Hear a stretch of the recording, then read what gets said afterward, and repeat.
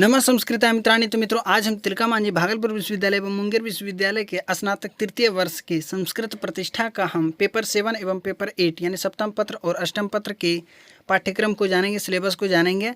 और संस्कृत ऑनर्स के हम पेपर 5 एवं पेपर 6 इन दोनों का सिलेबस मैंने देख लिया था, पाठ्यक्रम को देख लिया था। आज हम सप्तम पत्र और अष्टम पत्र के पाठ्यक्रम को जानेंगे। संस्कृत ऑनर्स का है, ये तृतीय वर्ष का, ये 3 वर्षीय स्नातक कोर्स का है ये। तो जैसा कि आप देख सकते हैं, ये काव्य शास्त्र और छंद शास्त्र से संबंधित है ये सप्तम पत्र, और इसी से संबंधित आपसे 100 अंक के प्रश्न पूछे जाएंगे पेपर 7 में। तो इसमें जो है क्या क्या पढ़नी है, तो खंड क में सबसे पहले इसमें जो है आपसे काव्य शास्त्र से कुल मिलाकर के आपको 80 अंक के प्रश्न पूछे जाएंगे। और इसमें जो आपको पुस्तक पढ़नी है, कौन सी पाठ्य पुस्तक, ये काव्य दीपिका पढ़नी है, जो कि कांति चंद्र भट्टाचार्य जी के द्वारा रचित है ये काव्य दीपिका। इन्हीं के बारे में, इन्हीं को हम पढ़ेंगे और इसी से जो है 80 अंक के कुल मिलाकर के प्रश्न पूछे जाएंगे आपसे। अंक विभाजन किस प्रकार से होंगे 80 अंक का, तो वो देख सकते हैं कि वस्तुनिष्ठ प्रश्न जो है आपसे काव्य दीपिका से 8 पूछे जाएंगे, जो कि प्रत्येक 2-2 अंक के होंगे। 16 अंक जो है आपको वस्तुनिष्ठ प्रश्न से मिलने वाले हैं। सिर्फ काव्य दीपिका से 16 अंक आपको मिलेंगे वस्तुनिष्ठ प्रश्न में। आलोचनात्मक प्रश्न जो है 2 पूछे जाएंगे, किससे, काव्य दीपिका से, जो कि 16-16 अंक के होंगे 2 प्रश्न, और 32 अंक इस प्रकार से आपको प्राप्त होंगे किसमें, तो काव्य दीपिका के आलोचनात्मक प्रश्न से। ठीक है। पारिभाषिक टिप्पणियाँ पूछी जाती है 4 आपसे, मतलब और भी दिया जाता है, उसमें से कुल मिलाकर आपको 4 बनानी है, पारिभाषिक टिप्पणियाँ लिखनी है। तो 4-4 अंक के होंगे, 4 टिप्पणियाँ आपको बनानी है, तो 16 अंक आपको इसमें मिलेंगे। अलंकार परिचय आपसे पूछा जाएगा 4 अलंकार का आपको जो है साधारण परिचय देना है, तो इसमें जो है 4-4 अंक के होंगे। 16 अंक जो है आपको इसमें मिलेंगे अलंकार से। ठीक है, तो अलंकार परिचय से। तो इस प्रकार जो है कुल मिलाकर के 80 अंक जो है आपको मिलने वाले हैं ये काव्य दीपिका से। ठीक है, तो अब चलते हैं कि ये हमें काव्य दीपिका कौन सी पढ़नी है, कौन सी पुस्तकें लेनी है, कौन सी राइटर की लेनी है। ठीक है, तो आप जैसा कि आप स्क्रीन पे देख पा रहे होंगे, ये है काव्य दीपिका, कांति चंद्र भट्टाचार्य जी जिसके रचयिता हैं। और व्याख्याकार किसका हमको लेना है, तो ये श्री कृष्णमणि त्रिपाठी का एक आता है, ये चौखंबा सुर भारती प्रकाशन वाराणसी का है। इसके अलावा एक और व्याख्याकार हैं जो कि राम गोविंद शुक्ल का आता है, ये चौखंबा संस्कृत सीरीज ऑफिस वाराणसी का ये प्रकाशन है। ठीक है, तो इन दोनों में से कोई भी आप ले सकते हैं ये। इसके अलावा जो एक व्याख्याकार हैं परमेश्वरानंद शर्मा का है, ये मोतीलाल बनारसी दास है, ये पटना। तो मोतीलाल बनारसी दास का भी बहुत ही अच्छी पुस्तक होती है, और परमेश्वरानंद शर्मा का है ये भी व्याख्याकार। तो ये भी काव्य दीपिका आप ले सकते हैं। ये जो स्क्रीन पे देख पा रहे होंगे, अथवा ये भी आप ले सकते हैं, ये भी बहुत अच्छी पुस्तकें हैं, अधिकतम विद्यार्थी ये लेते हैं। अथवा आप मोतीलाल पब्लिकेशन का भी, मोतीलाल बनारसी दास का भी ले सकते हैं, बहुत ही अच्छी पुस्तकें आती है इसकी। ठीक है, तो ये भी आप खरीद सकते हैं। तो ये था काव्य दीपिका से 80 अंक के प्रश्न आपसे पूछे जाएंगे। इसके अलावा जो है आपसे जो पूछे जाते हैं प्रश्न, वो है छंद शास्त्र से। तो छंद शास्त्र से जो कुल मिला के प्रश्न आपसे पूछे जाएंगे, वो 20 अंक इससे आपको मिलने वाले हैं छंद शास्त्र से। इसमें कौन कौन सा छंद के बारे में आपको पढ़ाई करनी है, तो पाठ्य छंद है, आर्या है, अनुष्टुप है, इंद्र वज्रा उपेंद्र वज्रा है, उपजाति छंद है, वंशस्थ छंद है, द्रुत विलंबितम छंद है, भुजंग प्रियातम छंद है, प्रहर्षणी छंद है, वसंत तिलका छंद है, मालिनी छंद, शिखरिणी, हरिणी, मंदाक्रांता छंद है, शार्दूल विक्रीडितम है, सरगधरा छंद है, पुष्पिताग्रा छंद है। तो इतने सारे छंदों को आपको पढ़ाई करनी है। इसके सभी छंदों को जो है उदाहरण सहित आपको ध्यान में रखनी है। इससे प्रश्न पूछे जाएंगे 20 अंक के। अंक विभाजन किस प्रकार से होगा, यानी कि कैसे कैसे प्रश्न पूछे जाएंगे, तो उन सारी चीज़ों को भी हम चलिए जान लेते हैं। तो जैसा कि आप देख सकते हैं कि अंक विभाजन, वस्तुनिष्ठ प्रश्न जो पूछे जाएंगे आपको छंद शास्त्र से, तो 2 वस्तुनिष्ठ प्रश्न पूछे जाएंगे, और इसके अलावा जो है 8 वस्तुनिष्ठ प्रश्न जो है आपको काव्य दीपिका से पूछा जाएगा। तो 10 वस्तुनिष्ठ प्रश्न हो गए। तो इस प्रकार से आपको जो है वस्तुनिष्ठ प्रश्न से कुल मिलाकर के 20 अंक आपको मिल जाएंगे। तो 2 वस्तुनिष्ठ प्रश्न जो है आपको सिर्फ छंद शास्त्र से मिलने वाले हैं, छंद से, तो जो कि 4 अंक आपको इसमें मिलने वाले हैं। छंद परिचय, यानी कि उदाहरण सहित जो है आपको 4 का छंद परिचय देना है, अच्छी तरीके से सबका लक्षण लिखना है, और सभी को एक एक उदाहरण करके सबको छंद जो है छंदबद्ध तरीके से उसको सजाना है। तो उस प्रकार से आपको 16 अंक उसमें मिलने वाला है। 4 बनाना है, और भी दिए जाएंगे उसमें, तो आपको 4 किन्हीं 4 का जो है उदाहरण जो है परिचय देना है। तो 20 अंक जो है आपको इस प्रकार से 20 अंक का विभाजन हो जाता है छंद शास्त्र से। तो अब छंद शास्त्र के लिए बातें आती है कि कौन सी हम पुस्तकें खरीदें, कौन सी अच्छी होगी, किस राइटर की लें या ना लें। ठीक है, तो विरत रत्नाकर आता है, ठीक है, ये जिसके रचयिता जो है केदार भट्ट जी हैं। तो केदार भट्टा है। तो वृत्त रत्नाकर जो है ये छंद शास्त्र के लिए बहुत ही अच्छी पुस्तकें आती है, ठीक है। इसकी व्याख्या जो है बलदेव उपाध्याय है, आप देख सकते हैं उसमें जो है लिखा होगा बलदेव उपाध्याय, चौखंबा सुरभारती प्रकाशन वाराणसी का आता है, ठीक है। तो इसको आप ध्यान में रखेंगे। वृत्त रत्नाकर इसमें जो है 6 अध्याय होता है, ठीक है। श्रुतबोध भी आता है, ये कालिदास कृत है। ये इसके जो टीकाकार है ये श्री कनकलाल ठाकुर है, ठीक है। ये चौखंबा संस्कृत सीरीज ऑफिस, ये वाराणसी का ये प्रकाशन है। तो इसको भी आप ले सकते हैं। श्रुतबोध से अच्छा तो वृत्त रत्नाकर, हम कहेंगे कि वृत्त रत्नाकर ही आप ले लें, या इसके अलावा आप छंदो मंजरी भी ले सकते हैं, ये गंगादास कृत है, ठीक है। संपादक जो है इसके अनंत राम शास्त्री है, जो कि चौखंबा संस्कृत सीरीज ऑफिस से ये प्रकाशित होती है, ठीक है। तो कोई भी आप ले सकते हैं इन तीनों में से। वृत्त रत्नाकर भी ले सकते हैं, अथवा छंदो मंजरी भी आप ले सकते हैं। ये दोनों ही पुस्तकें अपने आप में अच्छी है, तो कोई भी आप ले सकते हैं। और जैसा कि आप देख सकते हैं किसका कौन सी राइटर का लेना है। तो इसके अलावा चलिए, ये था सप्तम पत्र का सिलेबस था, पाठ्यक्रम था। अब हम अष्टम पत्र की ओर चलते हैं। ये संस्कृत का है, मुंगेर विश्वविद्यालय एवं तिलका मांझी भागलपुर विश्वविद्यालय। तो ये है अष्टम पत्र यानी पेपर 8 का ये सिलेबस है, पाठ्यक्रम है। तो ये संस्कृत ऑनर्स का है। इसमें क्या क्या पढ़नी है आपको, तो भाषा विज्ञान, निबंध एवं रचना, इसी से कुल मिलाकर के आपको जो है 100 अंक पूछे जाएंगे। अब किस प्रकार से पूछे जाएंगे, सबसे पहले खंड क में हम रखते हैं भाषा विज्ञान को। तो भाषा विज्ञान से कुल मिलाकर के आपको जो है 30 अंक के प्रश्न पूछे जाएंगे। तो भाषा विज्ञान को जो है पाठ्यांश मतलब पढ़ना क्या क्या है, वर्ग 1 में पढ़नी है, वर्ग 1 और वर्ग 2, ठीक है। प्रथम वर्ग और द्वितीय वर्ग। प्रथम वर्ग में जो आपको पढ़ाई करनी है भाषा विज्ञान के अंतर्गत जो प्रश्न आपसे पूछे जाएंगे, कहाँ से प्रश्न बनेंगे, भाषा की परिभाषा से प्रश्न बनेंगे। इसके अलावा आ सकता है कि भाषा और बोली, भाषा की उत्पत्ति, वैदिक और लौकिक संस्कृत में अंतर।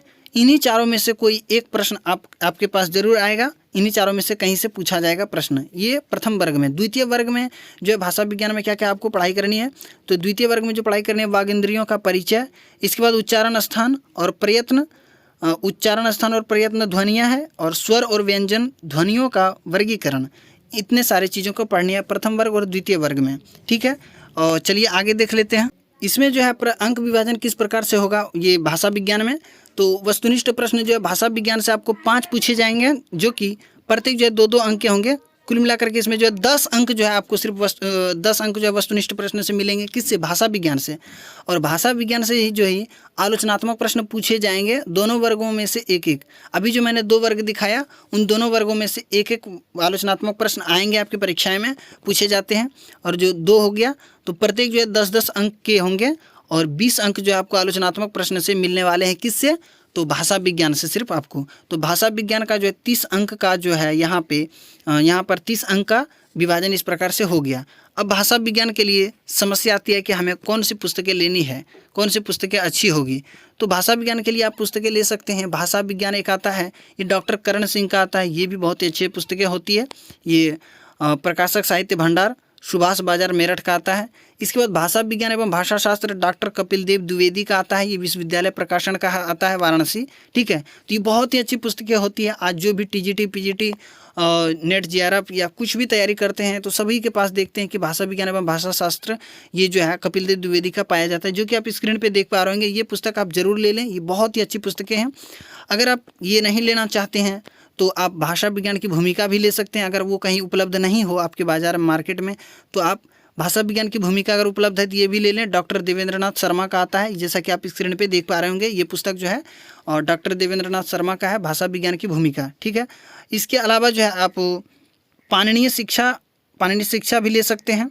पाणिनीय शिक्षा ये जो है व्याख्याकार इसके जो है डॉक्टर दामोदर महतो है, मोतीलाल बनारसीदास पब्लिकेशन का आता है, ठीक है। इस प्रकार से आप जो है इन चारों पुस्तकों में से कोई भी पुस्तकें ले सकते हैं, ठीक है। हम तो कहेंगे कि भाषा विज्ञान एवं भाषा शास्त्र आप प्रयास करेंगे ये ले लेंगे। डॉक्टर कपिल देव द्विवेदी का आता है विश्वविद्यालय प्रकाशन का। अगर ये ना मिले तो आप भाषा विज्ञान की भूमिका भी ले सकते हैं, ये भी बहुत ही अच्छी पुस्तकें आती है। अगर ये भी ना मिले तो भाषा विज्ञान आप डॉक्टर करण सिंह का देखेंगे, ये भी बहुत ही अच्छी पुस्तकें हैं।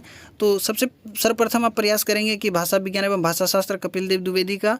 इसके बाद अगर वो नहीं उपलब्ध हो तो भाषा विज्ञान की भूमिका आप देवेंद्रनाथ शर्मा का ले सकते हैं, ठीक है। तो इसमें से आप कोई भी ले सकते हैं।